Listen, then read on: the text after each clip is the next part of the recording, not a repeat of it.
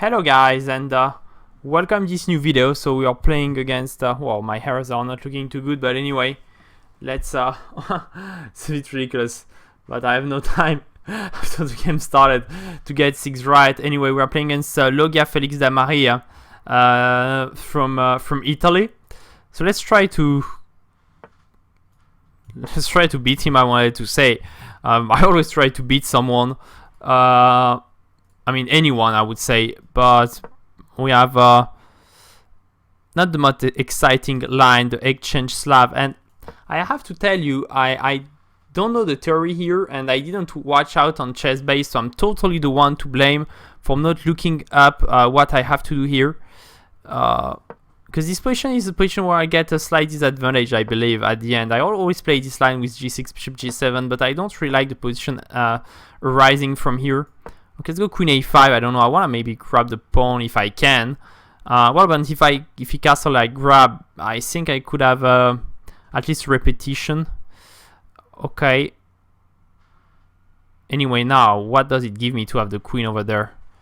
Can I go like b6 and bishop a6?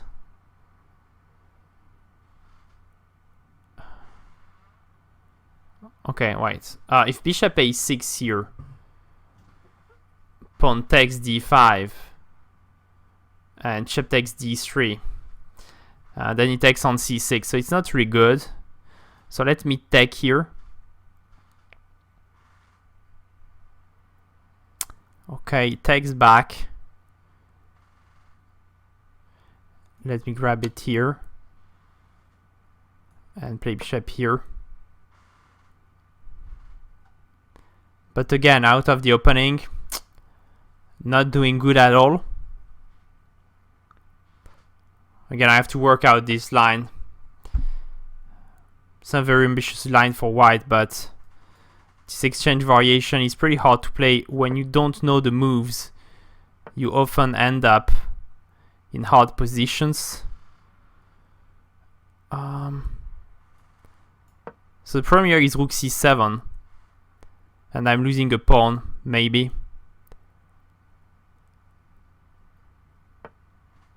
Bishop c7. Okay, I thought we play with the rook. Would have made sense. Let's push the pawn. And now let's try to play e5.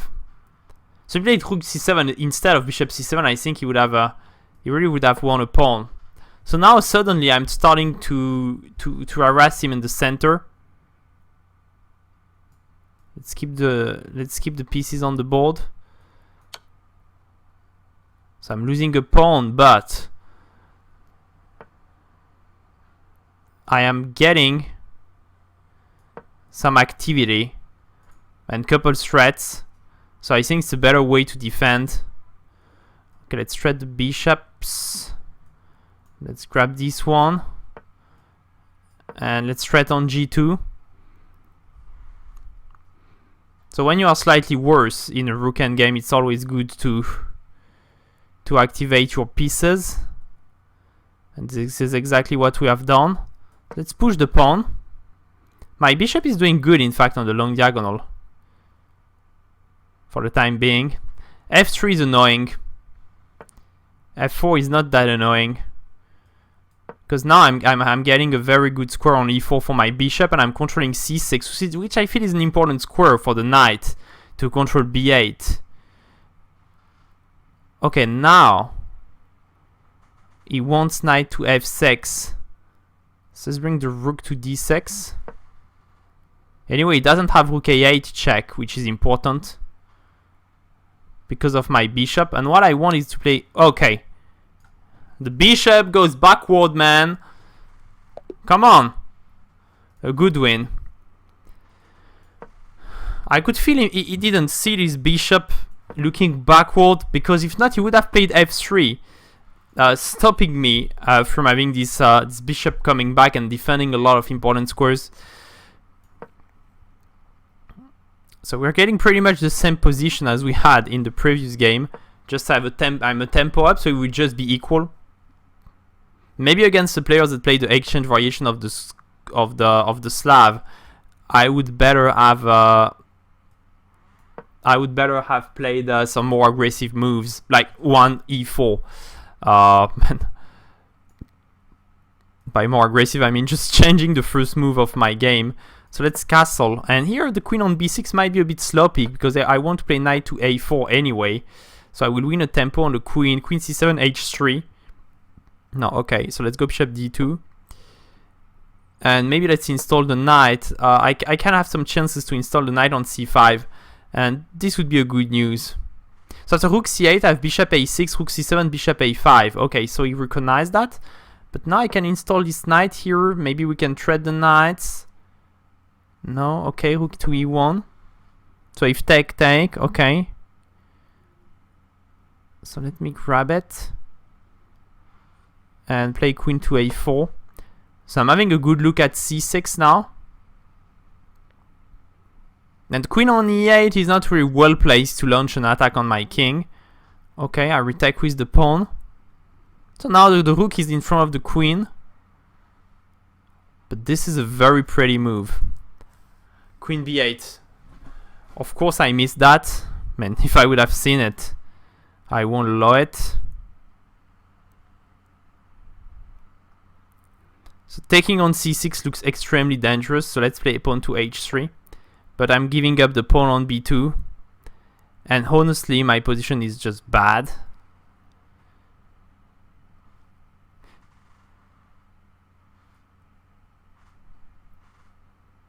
The problem is that I have no time to take on c6 because he takes on d2. And I take on d6 and he takes on d4.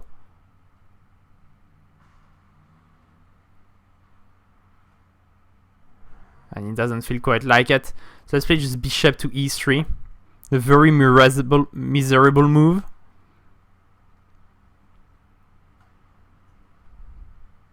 The position is not lost. Understand me correctly. The position is just bad.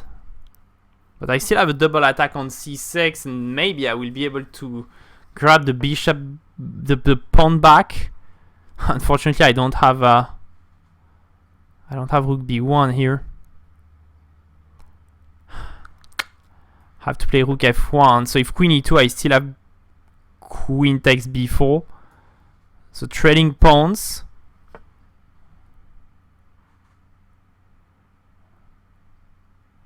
Okay. Should I play queen e7?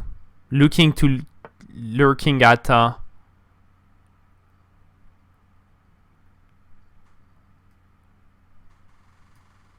wait. If I take on a7, he takes on e3.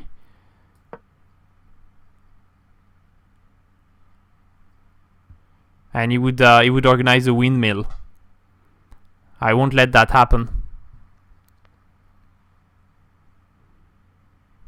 I'm still fighting. Fighting for my life. I cannot play rook b1. I think queen a6 is a strong move. I don't see anything wrong with queen a6 here. Threatening the pawn.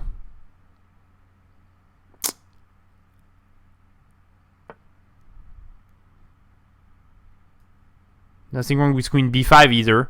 But I don't know why to give up the pawn here on a7. Anyway, it doesn't really have threats, so he could try to push f4, but then I can bring back my bishop.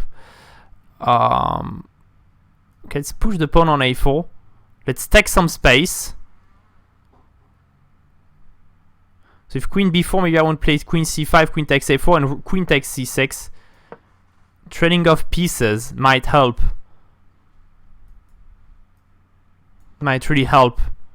So I gave up a pawn, took it back, so okay. Now the position just should just be equal.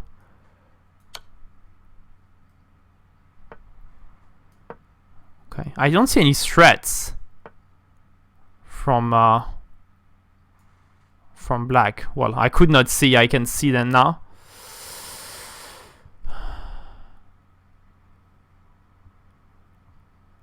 But I'm covering. So if he pushes, if he tries to win too hard, he could lose it. Okay, I don't know if it's working, but I need to counterplay. So I'm finding counterplay now on g7. Okay, he's grabbing that, but king f1. Extremely complicated. But he has problems on g7. So his rook is kinda...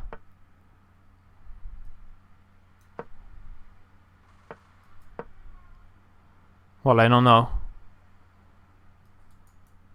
I feel the problem for him is that I will flag him. I mean, no one forbids flagging.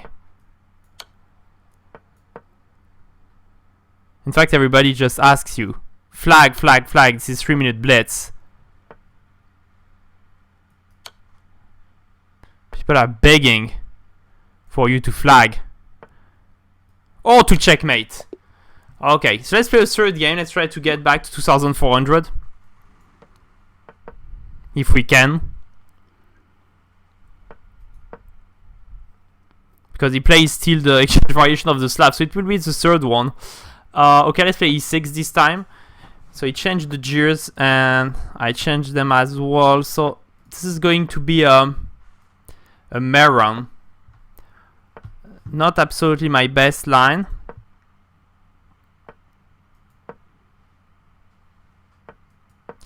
I think I missed something here. I play some lines like that, but I feel something wrong here. Bishop b5, check, king e7. I do remember something like that.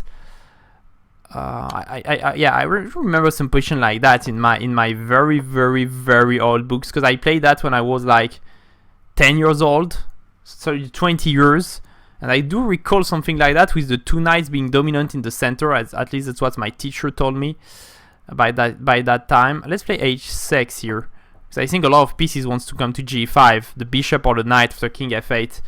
So I mean, now I can keep my king in the center. What's that? I mean, can I play... Okay, can I just knight e4? And if knight c4, like knight e2 check, and queen c6, like threatening a checkmate, and then bishop a6. That might be decent. So knight c4 attacking my queen, but knight e2 with a check. Oh, wait a minute.